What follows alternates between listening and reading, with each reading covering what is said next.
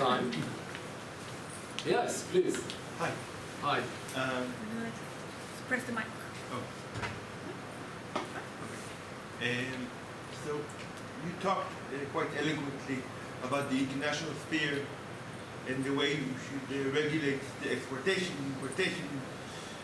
But in Israel, unlike Djibouti, Panama, we do have a legal system that does try to limit use by the government also. And even with this sphere and with the legal system that we have, there was a misuse of this technology by our government, not by Djibouti or Panama or whatever law infringement country in the world. Just by us. No need for international law, no need for exportation limitation, no need for regulation on import, export, or whatever.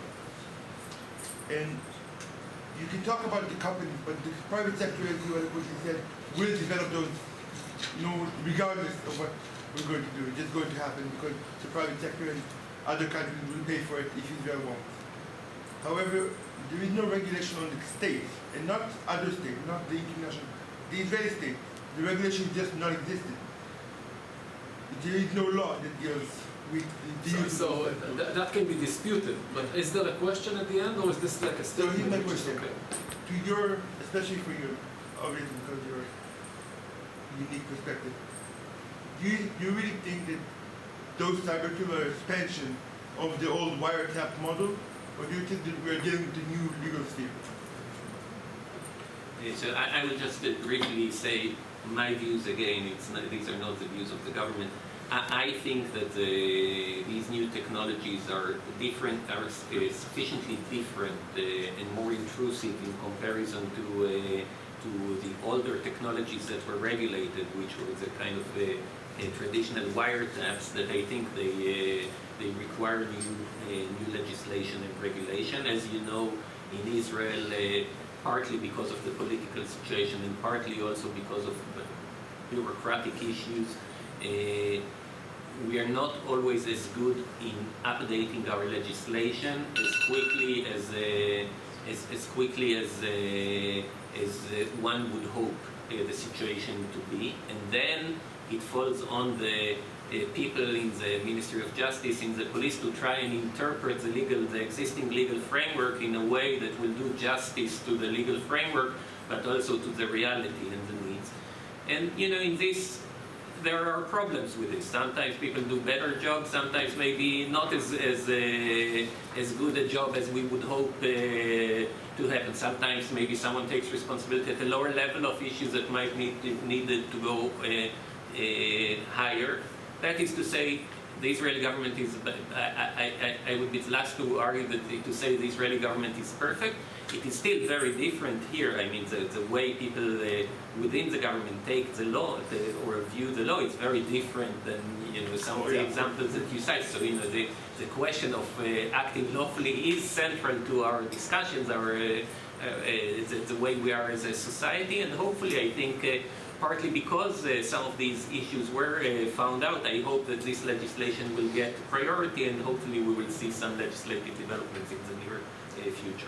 I would add, this is not specific to Israel, and you might be surprised, but a very law-abiding, respecting organization such as the EU, I mean, they hold the NSA to a standard to which they don't hold themselves, right? So if the French Sûreté, that's their national security agency, they can do whatever they want under French law. There's nothing the EU can do because national security is not part of the remit of the EU. However, if the NSA does half as much, that is, reason enough to stop sending IP addresses to the United States. So, when you look at these situations, and this is another thing that is here in the background, is this really just a human rights thing, or is it a competition thing, trade regulation thing? There are undercurrents here. It's not just we want the good of the planet and humans. Yes, of course, and yet. So actually, yeah, we've seen, maybe we will have a final sentence for each one. And Nima, would you like to? No, I think that Kevin wanted to say Oh, something. I was just going to say that it speaks very much to my call for increased regulation on how these tools are domestically used. And I think one benefit of that is norms developed around what that regulation looks like.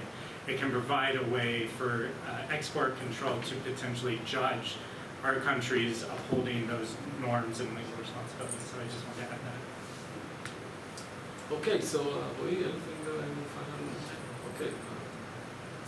Yeah, I'll just say very briefly, I think we have to be very careful with these distinctions between law-abiding states and non-law-abiding states, and human rights complying states and non-complying states. I mean, we can't have a clear distinction like that. Look at the United States. You know, do you think that's a U.S. government that respects privacy or basic human rights? You know, and the law has been used in many settings to do things that are absolutely horrible. So let's look at, I think, this call to look at actual use and what norms of use are deemed acceptable. Alongside, so we have different levels here: design, use, trade, etc. There are many different fronts to attack. I would just add to that I think that to some extent this friction that you have described, that we see probably within government, you know, within national states, but also among states, could actually be useful. And I hear this, you know, that multinational companies are actually taking, you know, I was listening to Kevin, I was like thinking, this is the way a sovereign talks, right? It's like checks and balances. This is sort of a statement, you know, of like how to preserve, you know, the interest of all stakeholders. And I think that to that extent, I think that multinational companies are actually could play an important role of creating checks and balances on states, that, you know, the state or governments, I would say, that are sometimes bad players against their citizens and against other countries. And I think that, you know, I see some hope in this type of friction, actually. I will just have to say one thing on that. I think you're right, and I thought that I could join many of the ideas Kevin was presenting.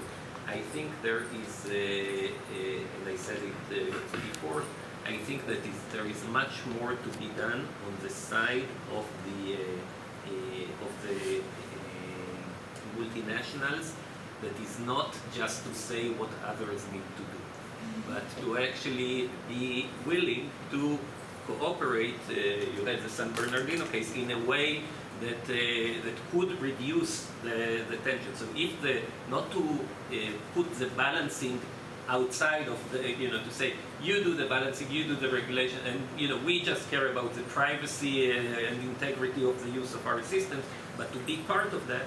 That could be part of a solution as well. And I thought that, that it would be good if in the overall plans that the multi-corporations, with their significance, present to us, there would be an element of what they're willing to contribute to the overall effort. So just to counterbalance it. We didn't mention certain countries, right? The thing is this, okay, like-minded countries, maybe some of them become less like-minded. Over time, things change. We have unlike-minded countries operating freely, right? Totally outside the sphere of control. I will point to what Facebook Meta said to the Irish regulator. They basically said, you're coming after us? Have you seen what the United States is doing, what we're doing? What are you doing about China? So that I can tell you from yesterday's session, the Irish DPC is going after TikTok. So I don't know if not in response to this, but we need to take Good luck. so exactly. Okay. So what if TikTok has or whatever has these or the handsets have extra things in them?